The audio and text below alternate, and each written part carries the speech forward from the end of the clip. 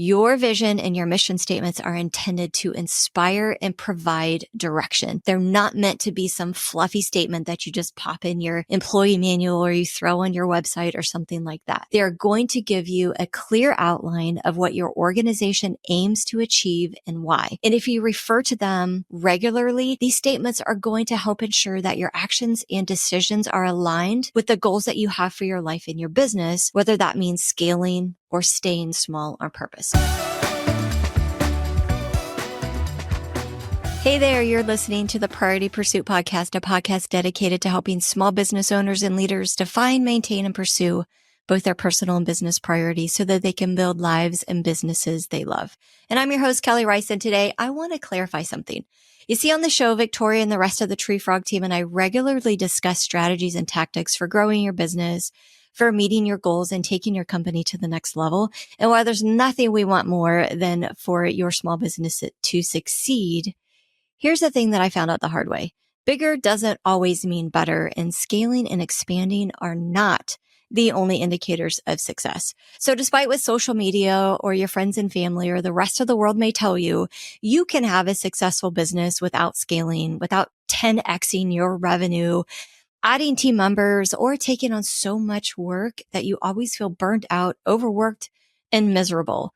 And because I wish somebody would have told me this years ago, before my family, my team, and my personal well-being suffered because I hadn't taken the time to determine what success meant for me, I want to have this conversation with you today. So I recently read the book Company of One by Paul Jarvis as a recommendation from my friend Travis, who owns Honest Podcast. And a side note, if you're thinking about starting a brand and podcast, check out honestpodcast.com.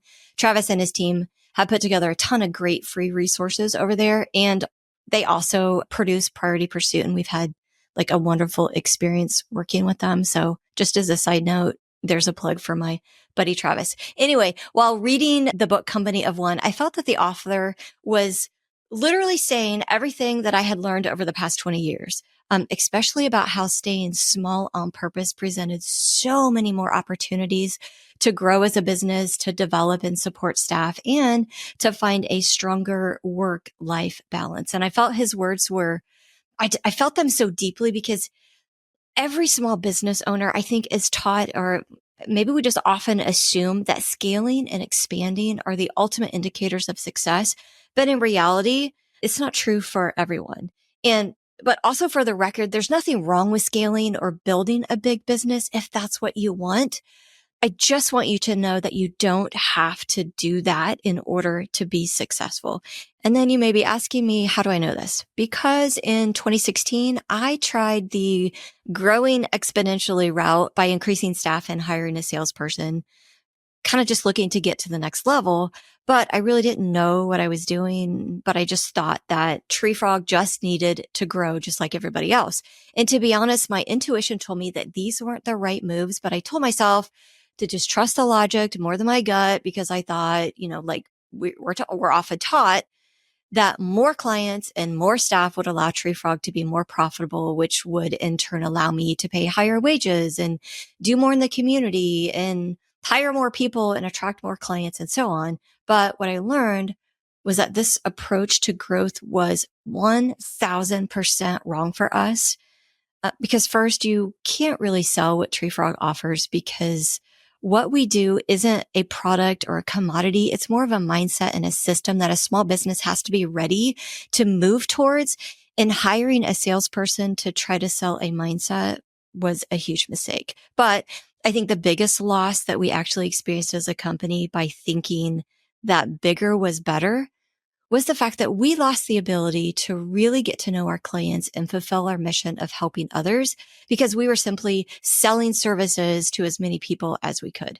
And because we really unknowingly shifted our focus from helping others succeed to sales, we ended up having to focus all of our efforts on cranking out deliverables, working to fulfill promises made by our salesperson that were sometimes outside the scope of our work, and just trying to make the wrong type of clients, like for Tree Frog, happy.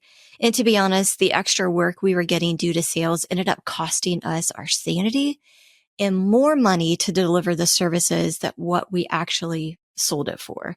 And this was because, one, we didn't hire well when it came to sales. And two, honestly, I mean, if I'm being honest, I didn't manage the process properly because I trusted the experience of the salesperson.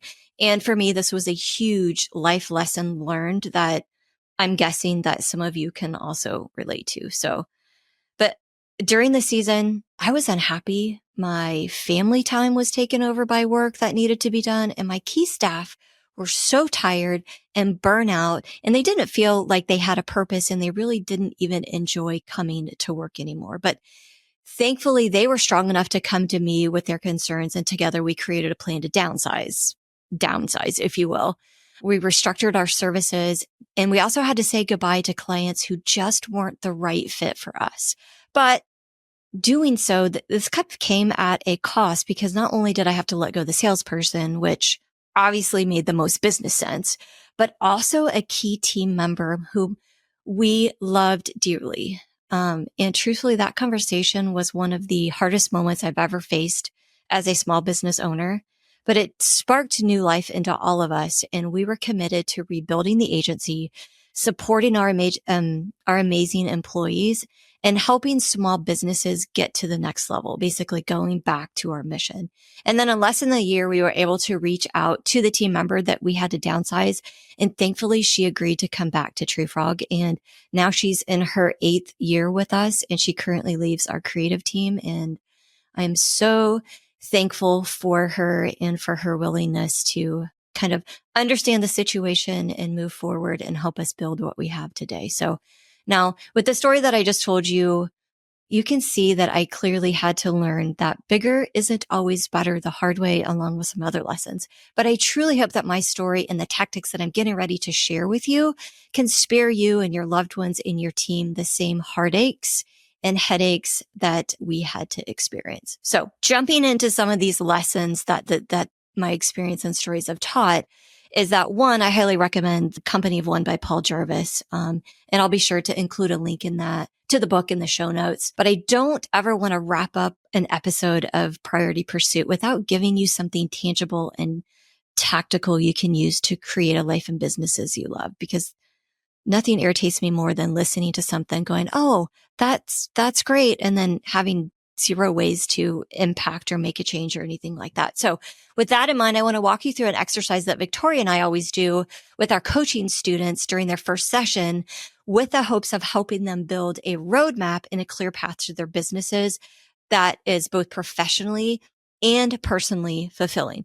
So you see, before we make any business decisions or we think about your marketing, you need to cast a vision for where you want to go. And it's so important to decide what you want the future of your company to look like. Otherwise, you'll find yourself like chasing goals and making decisions that aren't in alignment with who you are or what you want your business to be, kind of like what I did back in 2016.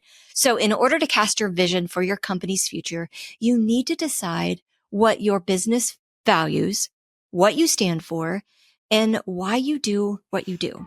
And then this should be the foundation of your brand and influence everything from the way you operate today to the way that you scale, or maybe you choose not to scale in the future. What would you do with an extra 45 minutes every workday? That would save you 16 hours a month, or roughly 8 days a year. And over the course of your career, we're talking about over 1 year of your life saved. All that time back. Well, many independent business owners spend far more than 45 minutes a day on administrative tasks. And with HoneyBook, you can get that time back and then some. HoneyBook lets you easily manage projects, contracts, invoices, scheduling, and client communication, saving you time and allowing you to better serve your clients. For a discount on your first year of HoneyBook, visit honeybook.com and subscribe with the code PriorityPursuit. 45 minutes a day adds up quickly. Use it to focus on what matters most. Many small businesses don't have an effective marketing strategy, and because of this, they try one tactic after another without seeing results. This not only prevents consistent business growth, it makes managing marketing efforts more difficult than it should be. As a marketing agency for small businesses, we understand how frustrating it can be when hard work doesn't deliver the results that you want. Because of this, TreeFrog has developed a proven 4-step marketing system that will help any small business grow. On our website, you can also schedule a 30-minute discovery call to discuss working with TreeFrog to build a marketing strategy that will allow your small business to finally see the growth you've been working so hard to achieve. There are a lot of ways to actually create a vision for your business, but one of the things that I would love for you to do is go back and listen to episode 136, How to Create a Personal Vision for Your Life and Business with Mark Delfini, which again, I'll share in the show notes, or you can find it, wherever you listen to podcasts or whatever. But Mark just has a way of making this complex task seem a little bit easier. And he breaks down why it's so important and all of that. So, but like a quick practical way to determine your business's identity, if you don't have time to quickly go back to that episode and to cast your vision, is to write a company vision statement, a mission statement for your short-term goals, and then a mission statement for your long-term goals, which, like I mentioned, is something that Victoria and I have all of our strategic marketing coaching students do during their first session with us. Now, I get that your to-do list is already miles long, but I promise you that if you take time to do this exercise, it will be completely worth your time and effort and save you heartaches and headaches in the future. Because these statements, well, the statements, the way that we're wanting you to write them, are intended to inspire and provide direction by outlining a clear idea of what your organization aims to achieve in the long run and then why. So essentially, these statements are going to help ensure that your actions and decisions are aligned with the goals you have for your life and your business. But these statements are only helpful if you refer to them on a regular basis or when you're making business decisions. So I want to encourage you to write these statements and then to memorize them and read through them yourself like every day, or find a way to fit them into your weekly or monthly team meetings, or however you can build them into your thinking and planning routines. It will be important. So let's start with your company's vision statement. So this statement explains what your company aspires to be and the impact you want to have. And I know it sounds heavy and deep, but your vision statement can be written using a simple formula. It doesn't have to take 100 hours or a bunch of fluffy words or anything like that. And the formula looks like, we are X so that our customers can achieve Y. So to give you an example, TreeFrog's vision statement is, at TreeFrog, we are an impactful marketing partner that helps small businesses build marketing strategies and systems so that you can streamline your efforts, generate business growth, and create loyal customers regardless of budget. So this statement clearly shares who we are and what our customers can achieve with our help. So again, I want you to write your vision statement using a simple formula. We are X so that our customers can achieve Y. So I get that if you're listening to the podcast and you can't write that down, we'll be sure to include that in the show notes. And then also remember that every podcast that we have also has a coinciding blog post. So you can find all of these formulas and stuff at prioritypursuit.com. Okay. So after you've written your vision statement, I want to encourage you to write your mission statements for both your short-term and your long-term goals. And these statements are likely going to look different than you might expect, because the way that we have you write these statements, they're not the boring, nobody cares mission statements. And I mean, I don't mean to be rude, but I think you know what I'm talking about. Instead, your mission statements should inspire you and others not to just be something, they're not just something that you just want to add to your employee handbook that has a bunch of fluffy words. They need to inspire you to do something. And these mission statements that we're getting ready to review are important because every human being is looking for two things. One, they want to be part of a story that's bigger than themselves. And then two, they want to understand how they can play an important role into that story. And when you create mission statements for both your short-term and your long-term goals in a strategic way, you and your team, if you have one, will be reminded that you're part of an important story and that your gifts, skills, and hard work matter. So let's start with your short-term mission statement. This statement should focus on the goals you aim to achieve in the next 1 to 2 years. And it should also detail how these goals support your company's overall vision. And again, we have another formula for you to help you make it clear and concise. And it looks something like this. So we will accomplish X, X, and X by Y because of Z. So again, using TreeFrog and as an example, our short-term mission statement is, we will close 5 new Flywheel clients, add 2 fractional CMO partnerships, and receive 98% client satisfaction survey results by the end of the year, because small businesses are the backbone of our community, deserve to be successful, and shouldn't have to waste their time and money trying to figure out marketing on their own. So as you see, this statement gives specific objectives to work towards and a clear deadline, and it explains why we're pursuing the things that we're pursuing, which again ties to our overall vision of helping businesses succeed. And again, we'll be sure to include the formulas in the show notes and the blog post, but using this formula will help you align yourself and your team, again, if you have one, around your current priorities. And this statement helps remind you where your time, your energy, and your resources need to go so that you won't get distracted by tasks, projects, or other shiny object ideas that aren't in alignment with your vision. Plus, you can track your progress and review these goals in your weekly stand-up meetings, or however you track things. It will help you and your team kind of understand where you are, what needs to be done, and then also get them thinking, or you thinking about what you can do or they can do to help achieve these goals. Plus, one of the things that we do is that we tie like rewards or goals, such as bonuses, raises, extra PTO, or whatever, to meeting some of these goals as well. So that's kind of like why you would create your short-term goals. It's that those 1 to 2 year goals. We're going to do X, X, and X by Y because of Z. So formula we'll add to the show notes. Okay. So now I want to jump into creating your long-term mission statement. And this statement kind of outlines your longer term goals for your business. So like think 5 years or longer, right? Your short-term ones, you'll update every year or two, but the 5-year goal, your short-term mission statements are going to help you get there.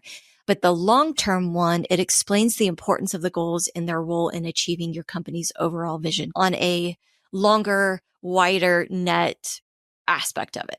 So we're going to use kind of the same formula for this, which is we're going to accomplish X, X, and X by Y because of Z. However, again, this statement needs to focus on your longer term goals. And I'm using Tree Frog again. Our long-term mission statement is we will maintain a minimum of 10 monthly Flywheel clients, consistently manage 5 fractional CMO partnerships, and implement a lucrative profit sharing opportunity to team members by 2029, because helping others succeed is what we are called to do. So again, your vision and your mission statements are intended to inspire and provide direction. They're not meant to be some fluffy statement that you just pop in your employee manual or you throw on your website or something like that. They're going to give you a clear outline of what your organization aims to achieve and why. And if you refer to them regularly, these statements are going to help ensure that your actions and decisions are aligned with the goals that you have for your life and your business, whether that means scaling or staying small on purpose. So while I hope you take time to write these statements, please remember that bigger doesn't always mean better. And one of the most beautiful things about owning or leading a small business is that it can be whatever you want it to be. You just have to take the time to decide what it is and what priorities you need to pursue in order to get there. So on that note, thank you for tuning in to another episode of the Priority Pursuit podcast. If you enjoyed this episode, we hope you'll take a moment to share it with your small business friends, to leave us a review on Apple Podcasts, and that you'll join us next week for even more marketing boundary and priority driven tactics you can use to build a life and small business that you love.